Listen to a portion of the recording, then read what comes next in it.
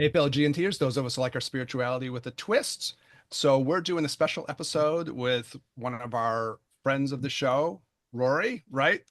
It's the first time actually Rory and I get a chance to talk, and we're going to talk all kinds of cool traditional Chinese medicine stuff, especially as Rory's building towards what should be a really awesome book, right? On Daoist ideas and TCM ideas. And we're going to focus in on this particular episode in a really deep Chinese medical idea. I'm laughing because it's so deep. So this is gonna go deep, y'all. And it's really about this idea of imperial fire and ministerial fire, and we get to learn all about what that is together, as Rory's going to share with us. And Daniel and I will be, yeah, I don't know what you would even call it.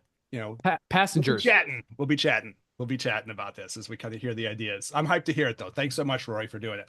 Yeah, yeah, my pleasure. Looking forward to chopping it up. Great to spend some time with you, Eric. We've had some fun, Daniel. Hmm. So yeah, like you said, I'm writing towards this book on Daoist cosmology and numerology, and the tentative title is "The Hidden Heart of Chinese Medicine." So it's almost like the fundamental geometric underpinnings that all of not just Chinese medicine, but the Taoist arts, feng shui, divinations, tai chi, all of that really emerges from these deeper understandings. In the classics, it says, the ancient sages knew the way of life. They followed the perfect numbers or the perfect numerics, which are the great principles of human life. So it's not just about medicine.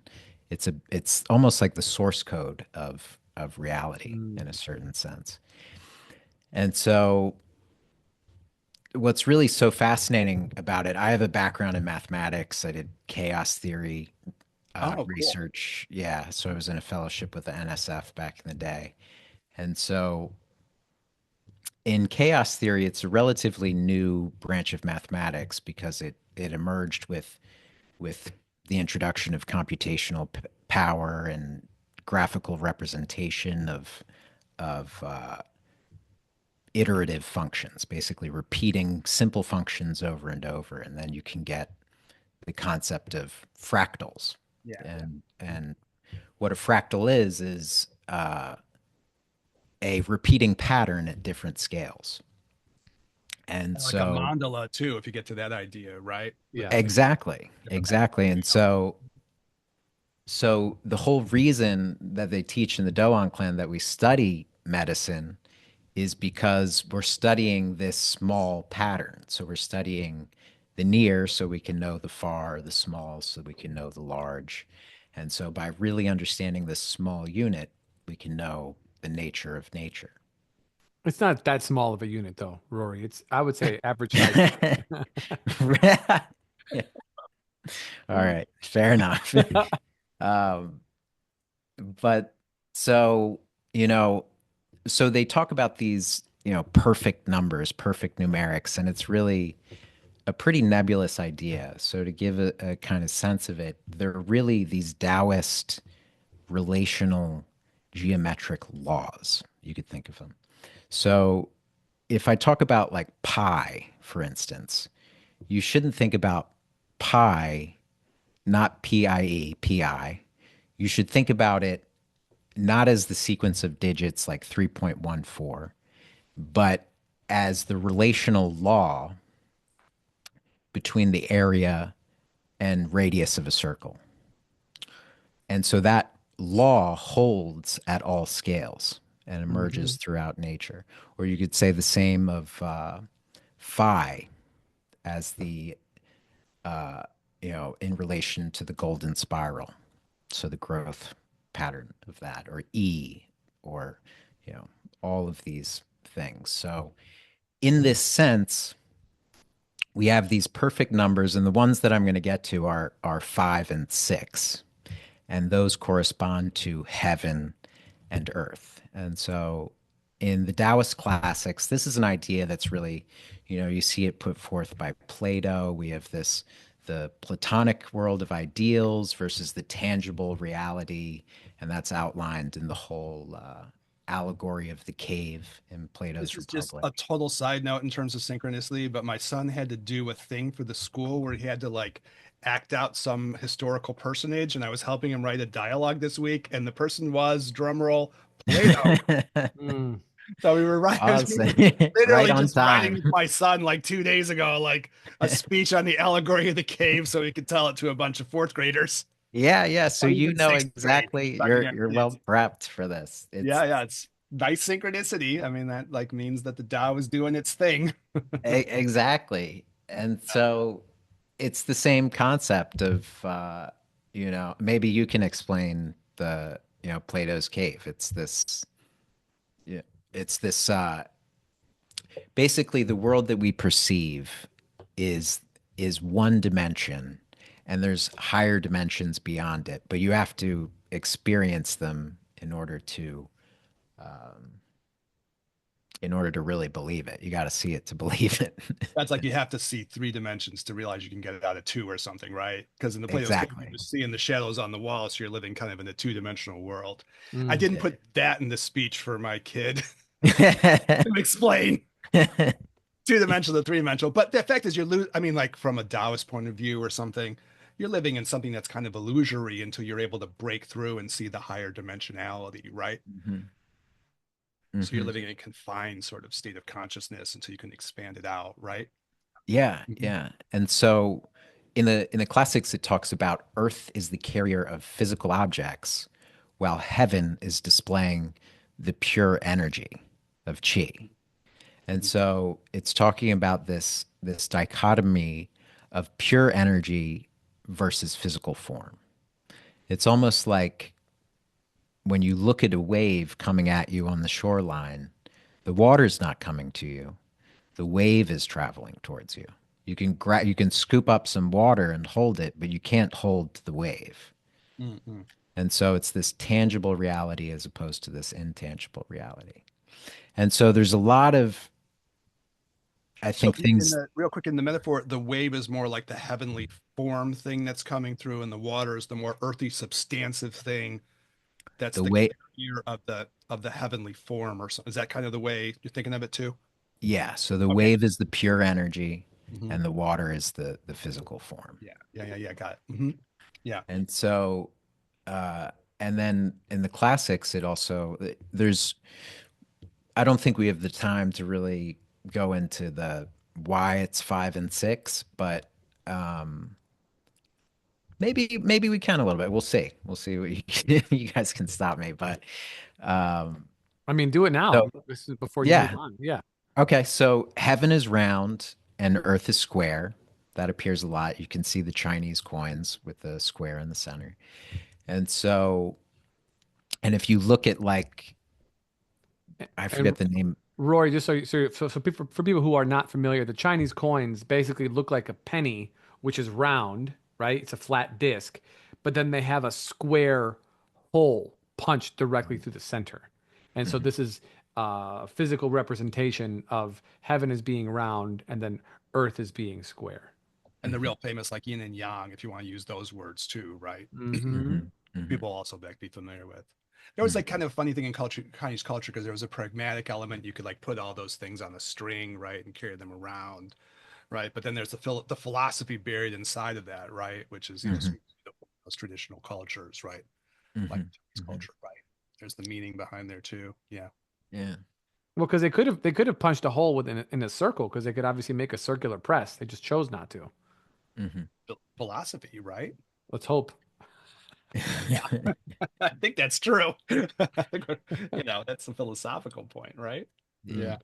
So, I anyways, certainly Rory, you were make saying. that case to students too, but yeah, okay. So yeah, sorry, Rory. Yeah, that's interesting. Uh, yeah, yeah. So it's basically what they're talking about is basically you have this top-down mechanism of consciousness, and we've talked about the Wei Chi field being like a torus, being this torus topology, and the Chong Mai being that eye of the storm, so to speak. And again, just for people, who are most people, literally 80% of people who watch this have never seen a previous episode. So, Okay. um, when Rory's talking about this like Wei Chi field, he's talking about kind of like your aura in general, like a spherical energetic presence around you, which, we've talked about before in previous episodes, but if you've never been in a previous episode before, this is the the electromagnetic field that surrounds you. Okay, so like an egg, we could say, or a sphere around you, like a big ball. And then in the center of your body is like the eye of the storm, like the center of a tornado. There's a tube that runs from the top all the way down. And that tube gets called different names in different systems, but he's calling it here the Chongmai, which is the centralized vessel in the very center of the body. But you can call it, the Kundalini vessel or Shishamna, however you want to call it. But it splits this tube right down the center, and that's this kind of access point that Rory's talking about right now. Yeah, and I'll go ahead and unpack that a little bit more if if it really is 80% of Yes, it the is. audience. I have So, all the data. all right. Um, so if you think about like the yin yang symbol, I think most people are pretty familiar with that. So Yeah. it's the Tai Chi diagram, and it's depicting yin and yang. What the Dohan teach is that this yin and yang vortex, the Tai Chi, is a two-dimensional representation that's been handed down on two-dimensional sheets of paper, two-dimensional temple walls, canvases, but it's actually referencing a higher dimensional reality. And so they call it a vortex when they translate it. A vortex which takes the subtler dimensions of consciousness and translates them into form. And that exact topology, when you look at it,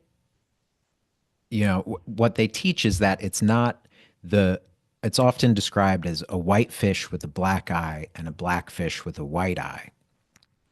But they teach that the two eyes are actually, in fact, one column, one empty space. And so when you're looking through the white side, you are seeing the black side from through the empty column. And from the black side, you see the white through the empty column. So these aren't two separate dots. They're one central core or central pivot where it spirals around. And, and Roy, before you move on, just for a little bit of, I guess, frame of reference, because what you said, there's a lot of things that are very profound, right? First one, so you're talking about a three-dimensional object being represented in a two-dimensional plane. So a sphere being represented on a wall would look like a circle, just like a cube represented on a piece of paper would look like a square. So this is what you're talking about on the yin yang symbol, or as many people say it, the yin yang symbol, that the kind of black eye, white eye, it's the same eye. It's the hole, or it's the central channel through the middle of the sphere being represented on a piece of paper. And so it goes into kind of like this idea of the holographic nature of reality, and that you have to see beyond what it is that we're seeing in a two-dimensional representation, is that they are an analogy for something that lies beyond the obvious, which is a term that I love to use on a regular basis. But so I'm just giving a little bit of context so that we keep the attention of the geniuses who are watching. You know what I'm saying? And I don't say that sarcastically. If you're hanging with us and you like this, your cognition is in the top 10%, would be my guess. Maybe even the top 5 or top 1, but however you like it. It's good to compliment your audience, even if you don't know them.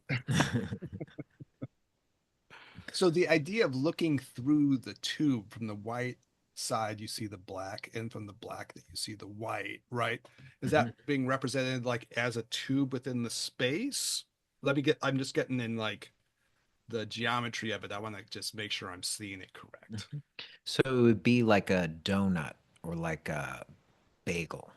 Yeah, yeah, yeah. And so that's really what a torus is that, and you can elongate that spherical kind of shape, Mhm. and then the tube is really like a hurricane. You could think of that spiral, or like a tornado. Okay. Yeah, and really it's like a magnetic field too. So much of our modern physics is, I haven't gotten to this point yet, but it's in mathematics, this topology is called a torus. So the role of a torus in mathematics is that it acts as a matrix of transformation. It is literally a bridge from higher dimensions to lower dimensions. So you can use it as a projective map in order to take, higher dimensional matrices information and project it down, even on like this like two-dimensional screens like we're talking on now. You could use like a stereographic projection, and you can make rotations on 3 dimensions simultaneously and render it in 2 dimensions. But what's fascinating about that, like a magnetic field too, is that all of reality manifests in this duality of two poles because of this structure. And so in the case of Earth, what of our microcosm of the human unit, and that's what we should always do when we're studying these Taoist principles, is constantly refer back to the microcosm of our own body. And so when we talk about yin and yang of this torus or this microcosm, we're talking about heaven and earth, which is our pure consciousness into our physical form. And so, and we can translate it. It sounds really esoteric, but in modern physics, it's established science that we have this wave particle duality. That reality is in this state of waves, pure energy, until it's observed, until a measurement is made, and then it becomes particles. So, it was like Niels Bohr who made his family crest the Tai Chi symbol and wrote on it "Contraria sunt complementa," opposites are complementary. And so he said, everything that we consider to be real is made of things which can't be considered to be real. And so it's I but think you said it earlier, but like for me back in the day, we're meeting each other for the first time. Mhm. But back in the day, like I got really interested in nonlinear dynamics too and chaos theory back when I was, and that's like just part of the fascination I also had with like quantum mechanics. So I was like a physics major at U of C like back in the day. Awesome. So there's like that's Awesome. floating around for me here. So when I'm listening to it, I'm like, yes, okay. And so you're kind of talking about like what they sometimes call like complementarity, right? Mhm. This idea Mhm. that and Niels Bohr really wrestled with that, right? What to Mhm. do with Yeah. that whole thing, and this idea that there's like multiple levels of reality then in his way of thinking about this, right? Yeah. Yeah, Yeah, yeah. And like absolutely. there's a part that like in an uncertainty principle, you can't know something about it, and but like then you see the gross level reality that sort of emerges out of this other thing, right? Yeah. Yeah, yeah, Yeah. yeah. Mhm. I'm going to butcher this, but he had some other quote like, at last we've reached a paradox. Now we have hope of making progress. This is also the really famous thing for people who might love a little the physics of it. This is where he and Einstein were arguing, and Einstein said, God does not play dice with the universe, the really famous Einstein quote. Don't tell But God. yeah, the Bohr quote, people don't know back. It's like Einstein stopped telling God how to run his universe, which is Yeah. the retort, which is really funny, right? Yeah. Yeah. Okay. Yeah. Yeah, yeah, yeah. So Or when the you're talking yeah. about consciousness, pure consciousness, would you use the word Shen for that in a Chinese medical context? And would you use the word Jing for that too? Are those comfortable words for you with how you're trying to talk about You that? could that would actually step down a little bit into so that would zoom into a little bit of we'd have to go into it would be zoomed into the microcosm a little bit more. So we would actually get into when you have so if I talked about pure consciousness and form, I would say heaven and earth. And then when you have two poles, there's a clearly established center. So that would be like our middle Dantian. And because of like its geometric structure, the Doan teach that the level of the heart or emotion is like the midway point between form and pure consciousness. And that's why it has such torque and importance over our human experience. And then once you have a center, then between like this pure consciousness and the middle dantian, their middle meeting point between above and below creates the two other dantians. So you have this, more spiritual but subtly coming down, and then emotion, and then the lower dantian is more like physical vitality and jing. And so I would call this more shen, and then Jing below in the lower Dantian. So Yeah, upper and lower Dantian. this Dantian means like elixir field. It's kind of like almost like a chemical imagery from the Taoists, right? And you end up with like Yeah. kind of framing the body as having these sort of three levels, right? Yeah, Uh, it's like a chakra if you wanted to call it that. yeah, that's a Hmm. lot like a chakra theory, right? Exactly. Yeah. Exactly. Yeah. It's total. It's a So, total analog for our clan.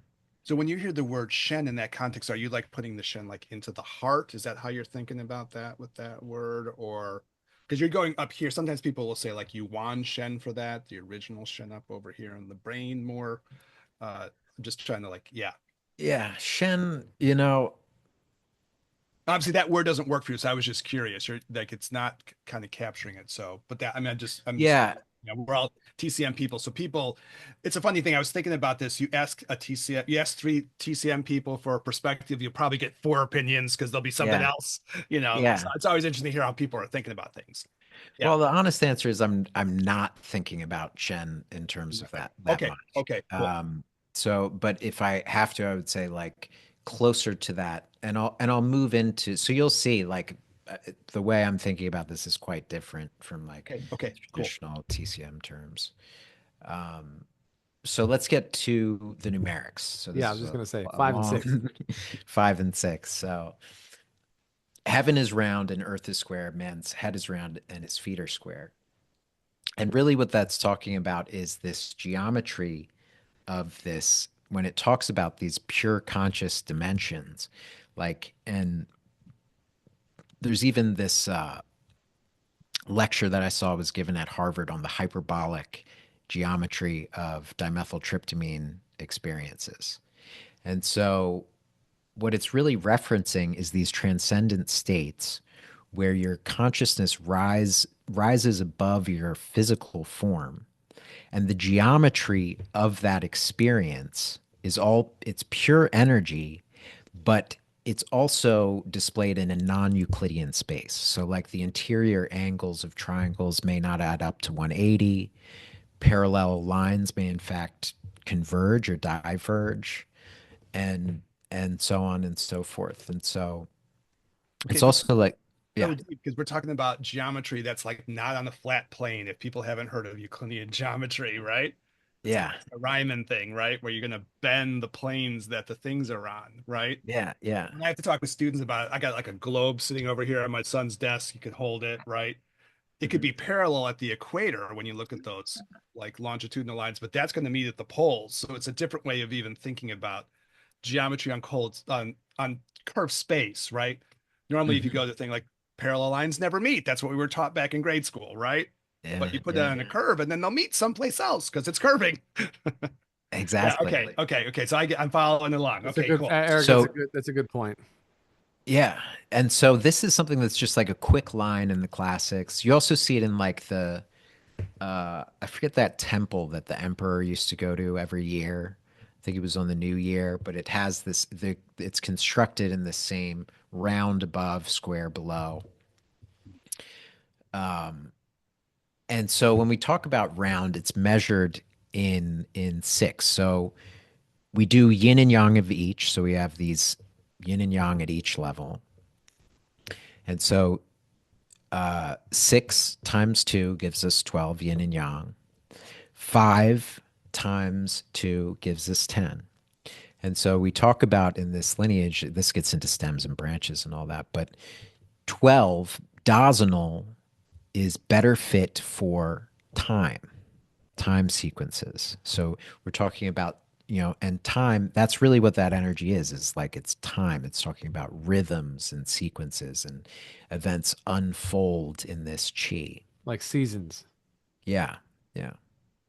And so the 10 base 10 decimal is better suited for like uh, you know, the metric system of weight and distance and all that. Mm. And so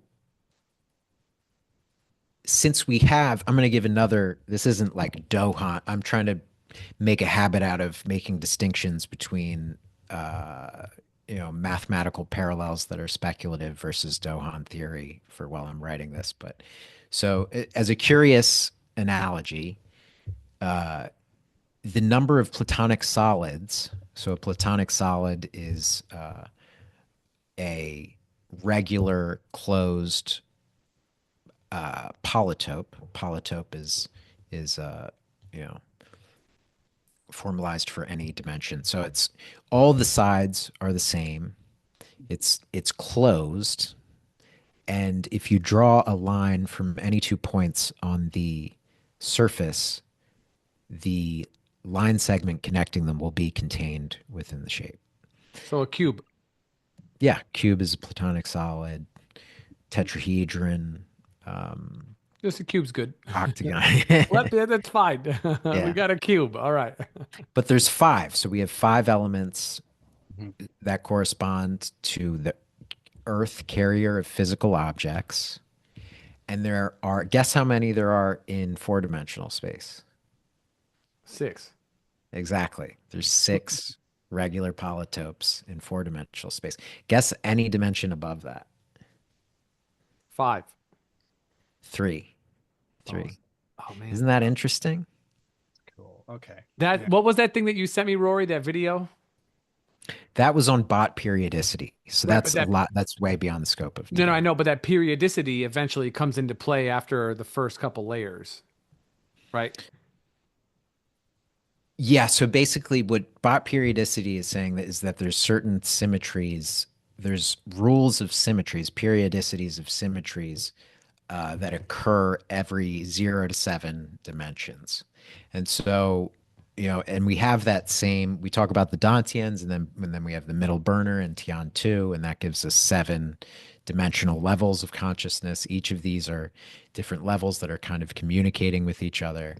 And those communications, that's why in the Dohan we have 6 bars for the hexagrams. If I had 7 islands, I would need 6 bridges.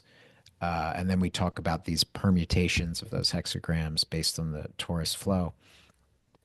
But bot periodicity is, and also in the Doan, whenever you go to another plane of reality, so if you just rip out of your crown and you meet like multidimensional beings, maybe you did some 5-MeO DMT, you will also see that they have seven, like 7 chakras, just like blinding you in that space too, as many times as you go up. So it repeats. And so it's just, that was something I was also, that's also speculative, but it's very interesting that in mathematics, we have this periodicity of 7 dimensions.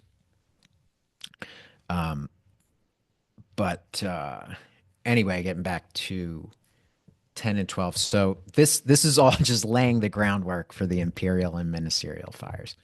So let's, for instance, we have 6 chi in heaven, and the 6 atmospheric influences, and we have 5 elements on Earth, 5 3-dimensional objects. And so, in the same way that there's 6 polytopes, there's 5 3-dimensional analogs below them. So in this way, we consider the 6 chi like the 5 elements are a subspace of so it's like 3-dimensional space within the 4D space, like we can call for the fourth dimension time. And so in the same way that like the symmetries of the 6 tree is what creates the 5 elements, like if you look at your wrist, you have Taiyang, cold and heat make a pair on the yin and yang side, dry and damp, and wind and fire. These oppositional forces are what creates this physical form. And so, our body is like our subconscious mind, you could talk about, that kind of accommodates our mental style, you could say, in a way. And so, all right, so we have, in the same way that we have 6 polytopes in 4D space, we have 5 analogs. So there's one missing. And so, and this goes through in the classics, it talks about on Earth we have Earth, on Earth we have Earth, in heaven we have damp, on Earth we have wind, in heaven we have, but there's 2 fires. So it's really curious that we have 2 fires on Earth. And so it's this dimensional gap Mhm. Okay. between heaven and earth that creates these two fires, and that's the imperial and ministerial fires, is what we call them. And so the ministerial fire is what we call Shaoyang Qi. That's animated by Shaoyang Qi. And the imperial fire is what we call Shaoyin Qi, which starts on the bottom of the foot where we contact the ground with kidney one, yang chuan. And so when we talk about these dimensionally different fires, when we zoom back in again to the microcosm, there's a huge difference between this Shaoyin objective heat versus Shaoyang subjective heat. Like if you get hot with rage, so like you get really angry, the anger transfers to the gallbladder pair through converts to Shaoyang Qi. You have this sense of being hot with rage. The Shaoyin Qi is like it's basically like chemical Krebs style heat, which you can measure. So it's this is what the Dohan teach. So caloric energy and neuron energy are two completely different things. So when the Dohan teach, this is, you know, a topic of debate, but the Dohan have taught that the nervous system is the Sanjiao. And so when they talk about, you know, the waterways, it's talking about conductivity and how fire pairs with water. Water is a great conductor of both electricity and heat. And so this also, you know, explains a lot of things like Ming Men as this nexus between these two-dimensional animating fires. Ming So Men. this, yeah, the gate of life on the lower back L2. And so it's this conversion from Shen Shu, the kidney shu, to the Sanjiao shu. So at the level of Ming Men, we have the Shen Shu kidney shu, which converts this kidney jing, activates this chemical three-dimensional process into psychic fire, Shaoyang Qi, which, you know, we can talk about as, you know, could be an analog of Tumo or of Shakti, Yeah, psychic like fire. internal awakened fire, internal an internal process of alchemizing one's heat in order to create change and activation within the body. So like Kundalini awakening or something like this.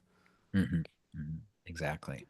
Really interesting because when you get to this, I wasn't sure what we were going to get with the Shaoyang and the Shaoyin. So these are like, part of this whole Chinese medical thing of like dividing the body up into these six level pairs, right? There's a whole big riff around it, right?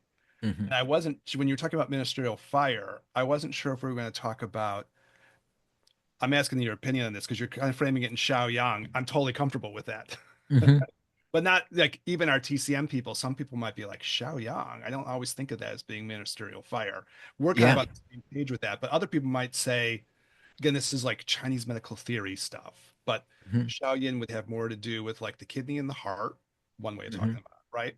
And Hmm. then Shaoyang would more have to do with, as Rory was explaining, like the gallbladder channel, and then sort of this idea of the triple warmer, which are correlating also with the idea of like Hmm. the nervous system on some level, right? Hmm. Yeah. Yeah. So some people who were Chinese medical listing might go, well, wait a minute. I remember them talking about pericardium and Juayin being kind of a ministerial fire Hmm. too, right? Like in this idea that the ministerial fire of the pericardium protects the heart or something, but you're using a different framework.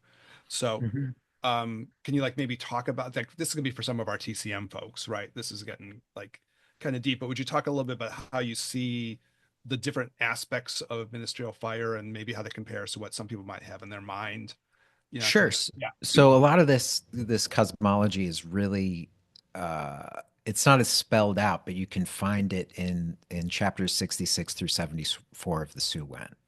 And so they will always call Shaoyang Qi the ministerial Qi within this section of the Yun Qi. You're never going to see Jue Yin as the ministerial fire in there. It's always Shaoyang fire as it's paired with the stems and branches too. And so from that, you know, it's basically based upon that section, Yun Qi, and that's their foundation. That's the way that they practice within Dohan. But this particular part of the literature is like especially meaningful for them, right? This is where they feel like this is where the clearest application is. Yeah, and that's like the core of the cosmological numerics of 5 and 6. That's where Yeah. stems and branches is outlined, and the whole. Stems and branches. Rory, you've mentioned it. You mentioned it a few times, but Mhm. you know, Essentially a divinations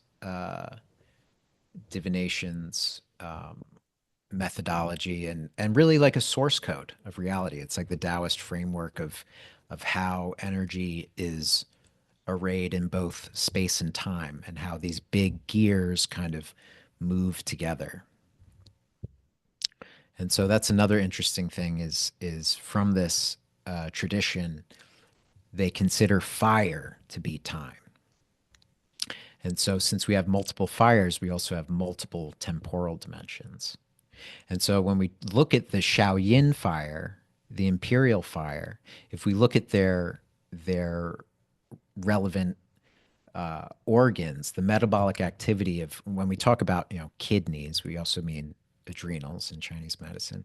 And so when the adrenals dump, it's like you're moving in fast forward. It's almost like this analog time when we talk about mm, Shaoyin.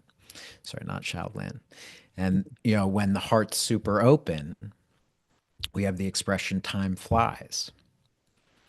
And so it's almost like rubato in music, where you have this, translates from Italian to stolen time, where you fluctuate the tempo in order to showcase emotional nuance. And so, but it's not really like time flies when your heart is super open. It's because within you, time stands still. So outside of your energetic rhythms, time is keeping its normal clip. So it's that relative perception which makes the difference. Versus when your adrenals are super pumping and like, you're waiting to hear the news on something, time's just like, but everyone else sees you as like moving very fast. But when we talk about Shaoyang, we're talking about, you know, to simplify it, but it really gets into like more, beyond just room temperature consciousness. But if we fall asleep, we don't know how much time has passed at all. Or if we go into deep meditation, we can have a feeling that time has just jumped to us. So it's almost like a digital and analog time.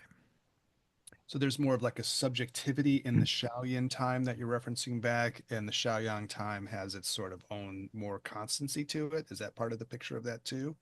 Or the Shaoyang time will It's like its own, it'll jump in its own like its own way? yeah, its own dimension of time, really. It's almost like the phenomena of deja vu, or some people have the experience on LSD of like time loops, where they're stuck in an endless time loop.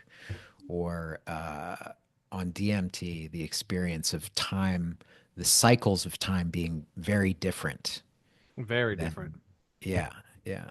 And so from what there's I've read. different, I've read a lot on that. I've done, I've And been in the library quite a bit. and the time is quite different. And they're also they use this Taoist clan. They have the Dohan. They have like their meters will have like 11 and 17 in them to use these different sequences of time too. Um, but so if you look at if you think about a little bit of Shaoyang Qi as being, if you entertain this possibility of it being like the electrical activity of your nervous system, like how much amperage are you putting out? It explains a lot of things in modern medicine that they're starting to look at too, like grip strength as a better indicator of heart health than high blood pressure, which Hmm. is like one of the number one killers. Or like why, like you look at in martial arts, it's always like such a mystery of why some people are such harder strikers than others. And because they call it a gift of God, but it's not the size of the speaker that that determines its volume. It's the amperage and the wattage. And so there's a lot of really interesting stuff. So in the Dohan, what we used to do, we drink a lot of soju, and then we'll either arm wrestle. And you see a lot of those videos of those arm wrestlers that are much smaller than the bodybuilders, and they'll just crank through them. Okay. But so we will arm wrestle, and then we'll also do finger wrestling because there's no real musculature on the fingers. So it's all just how much nerve can you fire Oh, okay.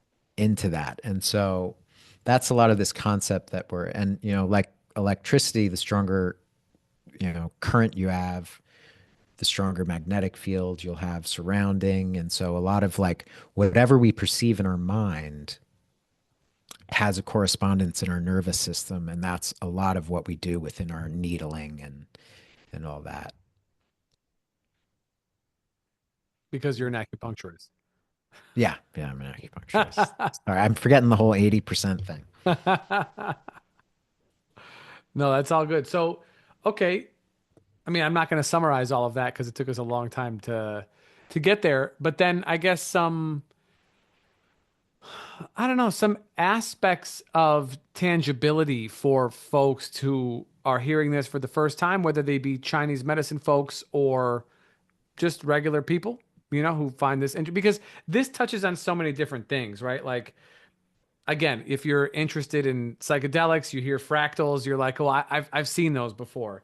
If Mhm. you are interested in like physics, you hear about like the fourth dimension or dilation of time. You're like, whoa. If you're a spiritually minded person, you're like, oh, different levels of consciousness and energy and form. And if you're a conspiracy minded person, these are our audience demographics, by the way. If you're a if you're a conspiracy minded person and you hear about like the allegory of the cave and levels of reality and seeing things as they really are versus how they might be projected onto a two-dimensional surface, knowing that there is a third and then combined with another element, a fourth dimension, right, that is existing on top of this, then if you, maybe have a meditative experience or a psychedelic experience, or even just a divine experience, you might pop up and experience another level of awareness where there's other beings or other energies there for you to interact with that are sort of like a repeating kind of cycle of what we're experiencing here. So all of these things are interesting from my kind of notes to different demographics of people, all of which is occurring simultaneously as we are recording this. And then as somebody would be listening to this, whether they be in their car or walking or whatever they're doing, this is all happening simultaneously. So you're explaining um, levels of reality that are happening simultaneously. As you're explaining them, they're also occurring, right? All the time. So now that that information has been absorbed by whoever this is listening to this, how is it that like someone would interact with this, influence their reality or themselves, or what are some kind of like, I don't know, like takeaways for some people who are intrigued by this? Well, I guess if we want to just boil down the imperial and ministerial fires, I guess just understanding that nexus between our dimensional, multi-dimensional structure that we're in. And so the importance of like if you have an intention, you also need like your will, your jing, your zhi, your kidney jing in order to convert that. And there's actually another interesting like subs we talked about this last time. There's a like almost like a microsystem of they have different point locations too. So Sanjiao 17 is like on the mandibular nerve here. And so it's almost like a miniature Ming Men there. So kind of like when we grit our teeth, like you'll see a lot of people with adrenal fatigue, like people, if someone's on like Adderall or any amphetamine, stimulant drugs, they grind their Ecstasy, teeth, ecstasy. And all so, the good stuff. yeah, but, but you need both physical and mental fire Mm, simultaneously. You need to be able to, if you have a strong intention, your physical form also needs to be strong. And your emotions are really important. So that imperial fire, you can't just throw your emotions to the side. And it's, I see a lot of people that just are so driven and they stuff their emotions down. But if you really want to optimize your performance and what you're able to provide people with in this life, you really need to optimize your emotions. And so Hmm. a heartwarming story will increase your Xiaoyang fire. So it'll inspire you, it'll give you energy and all that. So making sure that you kindle this fire in the heart will benefit you, inspire you, make you more productive. It's not just hippy dippy stuff, you know. And it's also for practitioners. If there's some, that's the whole reason that the moxa is so big in the Doan clan. But their reasoning behind it is you create this little bit of objective heat with moxa, and that will convert into Xiaoyang qi. So this conversion, both the Mingmen goes both ways. Like a lot of fire can crystallize into water, and the water can be ignited into Xiaoyang. So this conversion between these different dimensional levels. So I guess like back to heaven and earth, mind and body, they go together. They're not two separate things. They're two parts of one thing. Water and wave Yeah. to loop it all the way back Yeah. to the very beginning. That's great. That's great. I like that a lot. That's tangible is good. And also I think it, simultaneously, what you've been saying the whole time is that there's layers of reality and understanding that are existing simultaneously. And so even with something as simple as saying like body and mind have to work together, well, you can say, well, what does that mean? Oh, well, it means you should probably exercise, eat right, take care of yourself, very basic things. But it's not, we'd like to say this all the time, and as a tantric saying, it's not what you do, but how you do it. So yes, I can do the right things for what I believe to be the right reasons, but as my understanding increases, now the depth to which I can do things also deepens. And so these two Mhm. things are happening simultaneously. And so understanding things as they are occurring in this description allows me to be a deeper person with what it is that I'm engaging in. Whereas before I was exercising because I like big biceps. You know, but now I do still like big biceps, but I'm moving my energy around, right? I'm organizing myself to do difficult things on a regular basis, to put my mind to something and then follow it through. See myself, on a mundane level, going to the gym, execute. If I say I'm going to do 10, I do 10 or 15 or whatever the case is, right? I see that and I follow through with that, all while balancing out with what my body can do. Right. So you kind of have this thing, but you're doing it on a layered level, which is always a good reminder. Mhm. Okay, so I'll go a little bit different because Okay. I'm a fly on the wall of this conversation. I'm a late fly on the wall because you all been talking about this for a while. So just so I can frame it like, and if this is a shitty question, say, well, that's not the right question. But in terms of like an overall kind of cosmology within this thing, how is this like, we're gonna go like paint with the biggest brush, right? We have this Tao, and the Tao is going to be the source. And then how does this sort of like become the mathematics that, we go Mhm. yin, yang, and then we start to differentiate? Mhm. How does that lay out in the sort of the system of thinking about this that you're following, Rory? Because that'll help me kind Yeah, of follow it through. You know what I mean? yeah, yeah, I yeah. gotta put Maybe that's cosmology where we behind should it. Yeah, start instead of just zooming in to the 5 and 6. But so uh, I gave someone asked me one time a similar question, and I was explaining with Tauruses, and they were like, "So what's behind the Tauruses?" And I said, "No, no, no. It's Tauruses all the way down. that's If the you're classic familiar." tortoises all the way down. Yeah. That's So, Bertrand Russell, I think. yeah, yeah, Yeah, you got yeah. it. Yeah, after a cosmology lecture. Someone like a woman came up and like, what's the whole backstory? He's giving this lecture and the lady comes up. Yeah, yeah. It says, well, The whole wonderful thing is just on the lecture, back but of a tortoise or yeah, something, right? everyone knows, the universe is suspended on like tortoise's back, or I forget if it was the earth or the universe. And he said, "Oh, really? What's the tortoise suspended on?" And she goes, "No, no, no. It's tortoises all the way down." But they're like, don't be clever with me.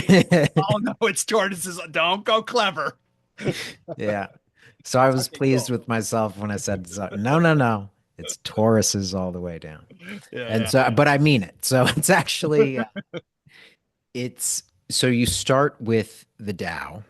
Mhm. And so if you zoom into you can look at just, and I write this in the book. I talk about how it becomes the clan symbol is actually a double dorji.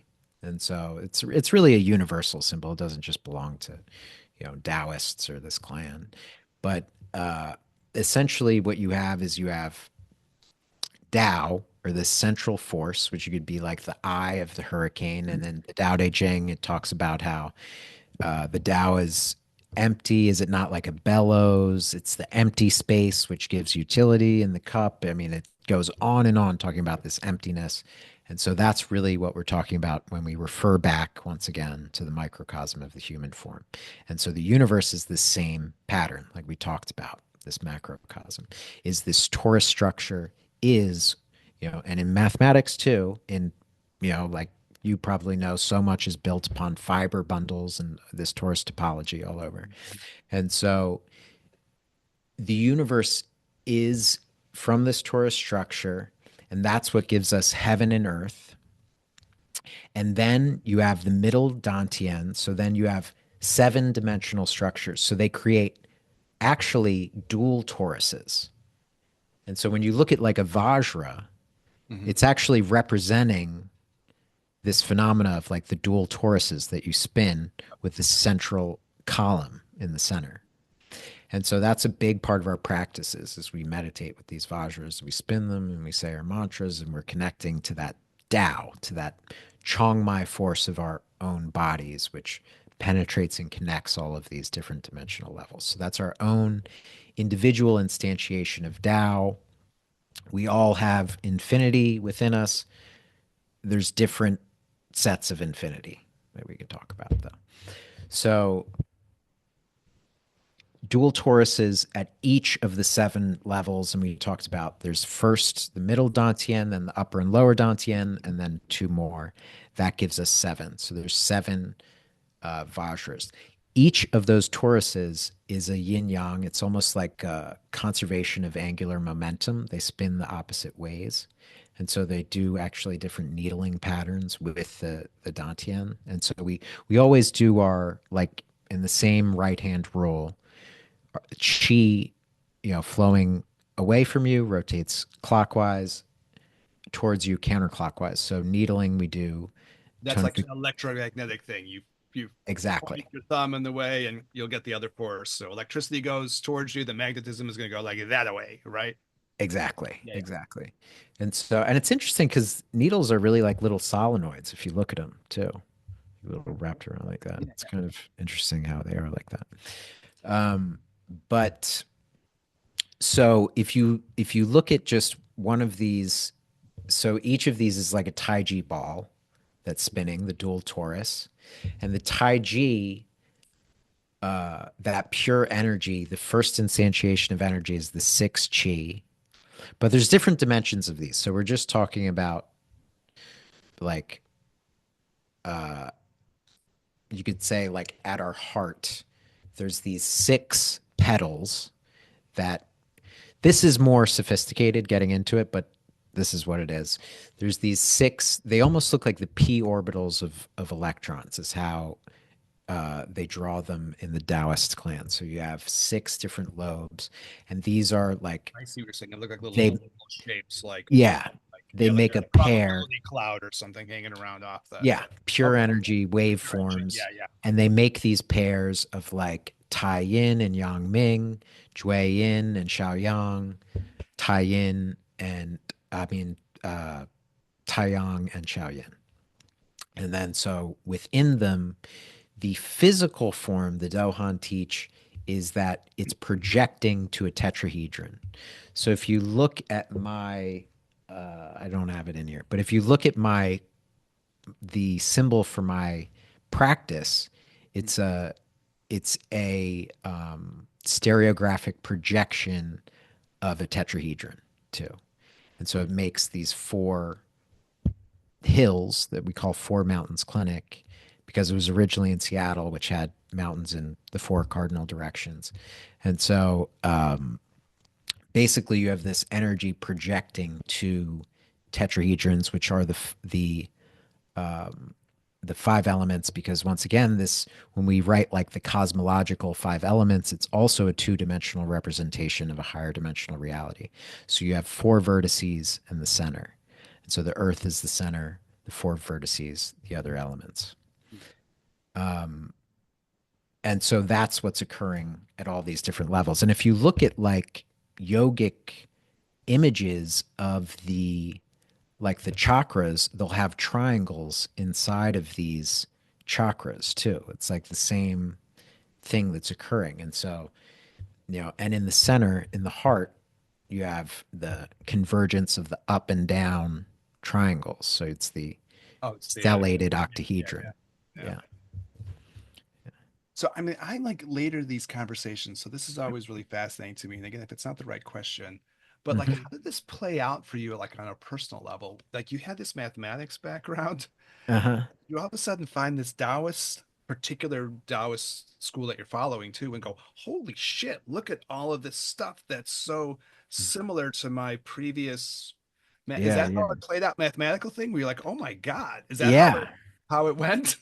Yeah, so I only, was in a semester of I got my undergrad in mathematical economics, and then I started doing physics, and I left physics to go study this because at the time I was learning about how all these physicists were so interested, like we talked about Niels Bohr made his family crest the after he got that Order of the Elephant award, and Oppenheimer quoted the Vedas. Tesla, you know was really in, I think he studied with Vivekananda. The person.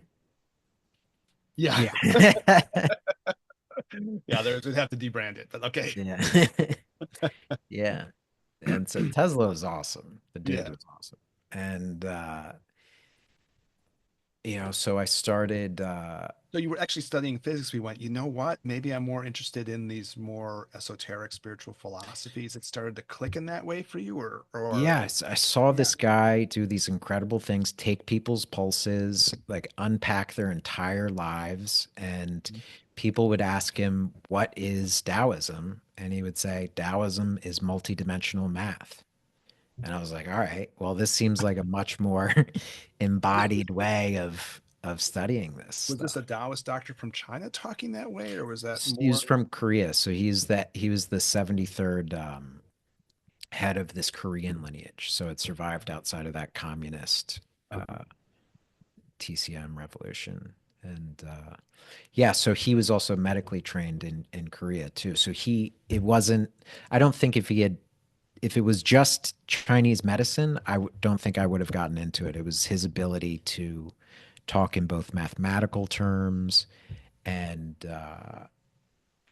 he was spitting out like Euler's identity to me, talking about like the spin of the Dantians too, and so I was like, all right, yeah, Did he this. have some massive sort of like mathematical physics background too floating around for him to see these correlates? Or how did that, did you ever get a feeling for how he developed like his whole vision of that? I think he must have just studied some of this stuff, but he really learned the numerics really well. And this guy was, I mean, just being around him, you could feel a real different energy. And he always talked to people. Like I brought my dad to get a treatment from him. My dad was an entertainment critic for many years. And so all the analogies and parables that he was using, he was like, when Crocodile Dundee goes to the and then like the next patient he would see, he always talked to people in their language. So he didn't talk to other people in this mathematical way. Just when I would talk to him, he would speak my language. And sometimes he would even like people would come and he would address problems that they were having without them even having to voice them. And Mhm. so the he had some really incredible cities, really. And but I think he must have been just like really interested in math too in his free time. Also, Because yeah. yeah. I mean, that must be like, an incredible moment though, like in your life to go, okay, man, my worlds are fusing now, right? Like I Oh have my the God. medical Yeah. thing, and now all of a sudden this, well, the medical aspect, but the psycho-spiritual aspect, or whatever phraseology you want to use behind that, the cosmological spiritual aspect, whatever, is like this was fusing for you in those moments. That's a wild time in someone's life to have those things come together. I And have a photo of my first time meeting him, and just like that's gonna go in the front of the book, and I'm just so beaming in that photograph because it was like something as like a kid that I just like dreamed could be real, and it was just like my perfect thing. So yeah, Mm, yeah, it was a um, great moment for sure. And then I just totally went that direction. That was it. that's cool. yeah, it's very cool. Yeah. Well, thanks Because for sharing that. it's a different kind of vision, right? You don't always hear like things being framed in that like intense geometrical imagery in that way. That is a unique way of talking for sure, right? Yeah, yeah, You yeah. pick up every Tao. I mean, people might be listening and like, was that does every Taoist talk that way? No, not necessarily. It's very No, no. particular vision, right? Yeah. And so that becomes the symbol too, is that everything projects down into the middle dantian. So you have the seven like Vajras, the double dorji, it projects down. So we say like the middle dantian is our present moment. And then the upper dantians are like our future.